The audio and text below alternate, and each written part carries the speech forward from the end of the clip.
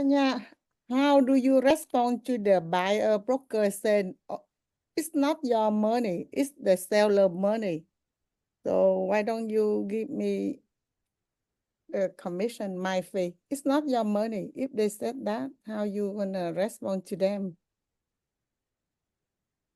Well, it's certainly not their money.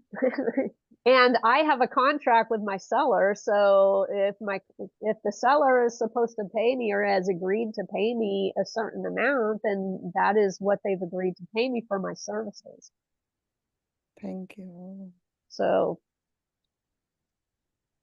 you know, the other thing that you can tell people is look at, and you know, we as business brokers, we're usually charging 10, 12%, you know, somewhere in that area.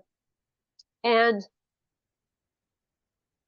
when attorneys take cases on a contingency basis, which is essentially what we're doing as brokers every time we take a listing, you know, those attorneys get 33 to 40 to 50% when they're successful.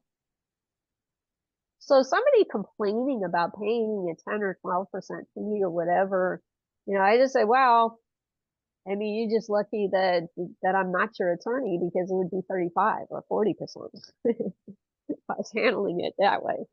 So, you know, I mean, and think about also general contractors, right? A general contractor has a 20% markup on all his subs.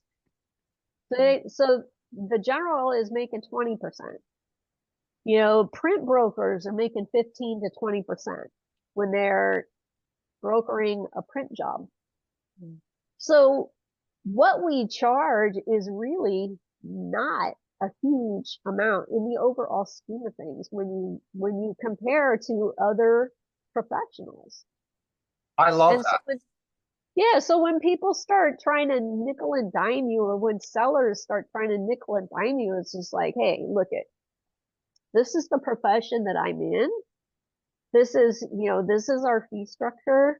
If you want, we can use a general contractor's fee structure, and I'll charge you 20%, or we can use an attorney's fee structure, and I'll charge you 35 to 40%. You know, I mean, you pick, right? I love But that. It's really cool. Yeah. yeah, Thank you have to, you know, Thank- give them a little bit of context. Yes. Thank you. Bye.